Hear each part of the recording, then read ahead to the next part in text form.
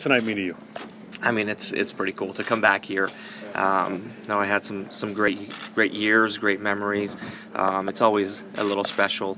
I always felt, from when I was traded, the first day I stepped off the plane here, there's a special feeling around it. I had some great years. We had a special team there for the 2 years after the lockout.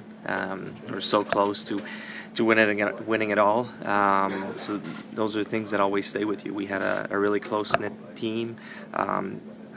We're all seeing each other, and it feels like we've never left each other. So coming back here, meeting all the guys, meeting the fans, it's a special time. We've asked others this, but that 05-06 team, you guys stay even remotely healthy. Was that the team? Was that the cup year that year? If not for those injuries. When I look back, still to this day, I felt we were the team that was out of the last 4 teams remaining, that we were the best team.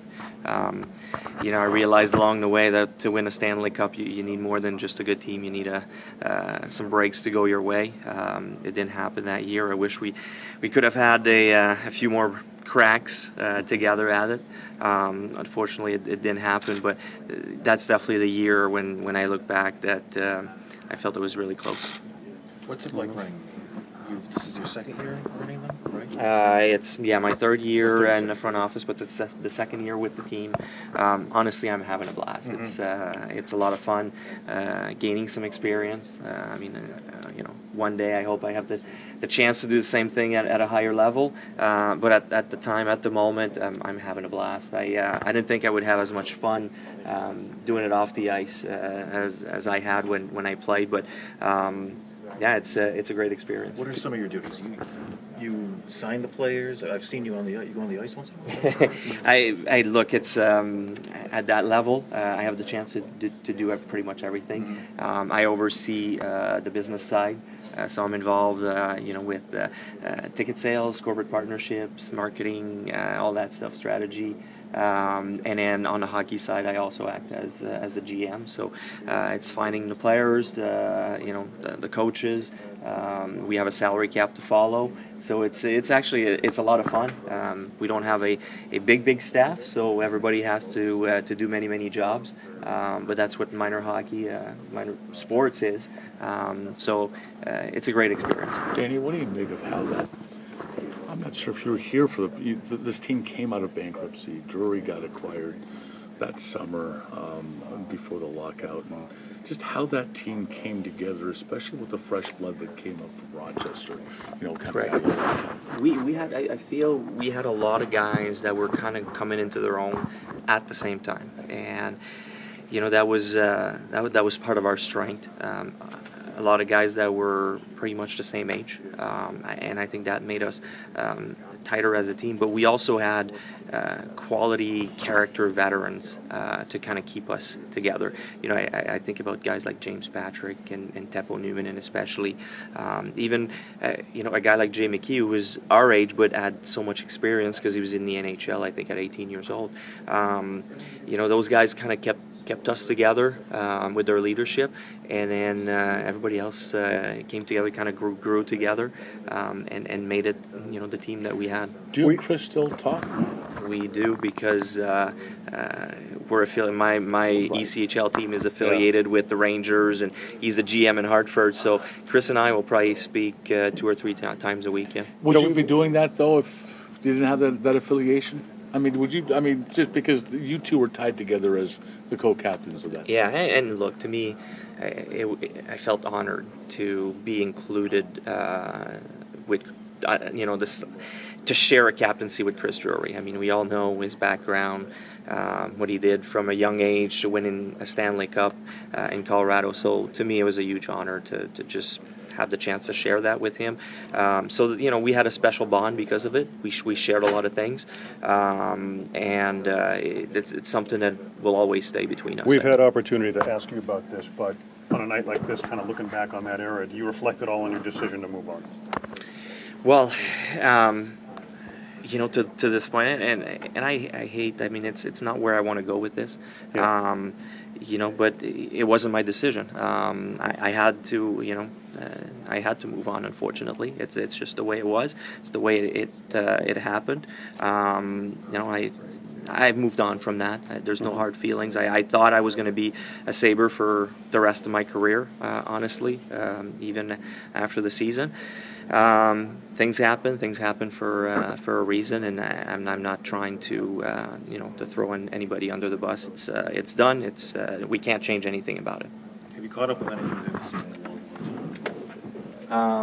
The last couple days, but I mean, I get to see Marty and JP quite a bit. Got to spend time with Jay McKee, Jason Pominville, Patty Lalim. We saw today Brian Campbell, Paul Gostad, and Tim Connolly. So it was a lot of fun seeing some familiar faces that we had spent some special times with. I heard you had a 7-hour dinner last night.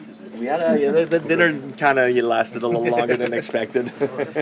Is there a thing when you were meeting with the fans? Is there a theme? Do they come up and say similar things, or do they? Yeah, I mean it's we missed you. Sorry, we you had to move on. So that's kind of the thing. And I know it's not an easy time right now for the Sabres. So we'll hear a lot of wish you're still playing. Unfortunately. I know I wouldn't be able to keep up anymore. I'd probably be able to give you guys about a shift, and then I'd be done. So it's probably safer to watch at this point. You That's beat gotta the. mean something. 13 years, and they still stay that. That's gotta Yeah, mean yeah, and that's part of the reason why it was so cool playing here is people cared about their team. It was that side of it was really special, and the bond that we created with the fans, because we kind of came out of nowhere, coming out of the lockout, and it was unexpected, I think, from the fans, and they just ran with it. I'll never forget that Game 6, overtime win to take it to Game 7. People hanging out in the atrium and in the front, nobody wanted to leave. That's one of my greatest memory of the Sabres fan base. You beat the Sabres in Game 7 in Philly in 2011. Is it almost hard to believe that the Sabres have never been back in the playoffs since? Because you guys got used to a lot of winning here. That was the last playoff run for the Sabres. Wow, I knew it's the last few years were tough. I didn't realize that was the last time. It's hard to imagine almost, and I look at their team, and there's a great base there to have a special team. I'm not sure, and I don't want to speculate what needs to be done. That's not my job. But you look at the top end players that they have, and there's definitely a recipe to have a great team here.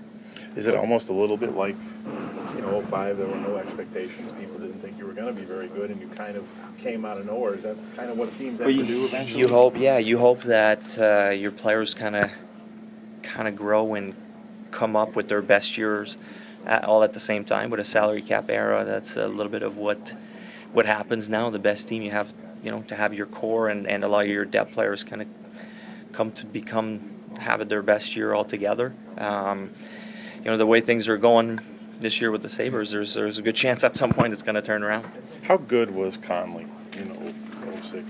As good as he was playing that out of the series? He was he's almost like the wild card for us, because we had different lines. We had the Drury line, you had my line, you had Derek Roy's line, and Tim kind of came out of nowhere, and he was a force. He didn't have a specific line, but he could do so much for you. He was so talented, so skilled, that he you could plug him in anywhere because he was so smart.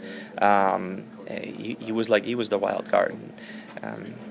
Definitely a special talent. How do you split your time? You still live in Philly, but you spend a lot of I time live in Philly. I live in Philly because I work in the front office with the Flyers and learning the business side with them. I'm not involved with the hockey side.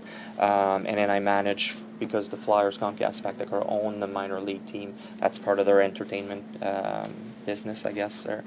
And I manage the team in Maine. I go up to Portland a couple times a month for 4 or 5 days. Nobody was happy, obviously, with what happened in 07, but now that you're on the business side, Does it give you any more window into some of the thinking guys have to have at times when they're on that side? Well, right now, it's funny because it's more, you appreciate it a little bit more, but it's more about, ticket sales. I'm not involved with the hockey side, Right. signing guys, contracts, but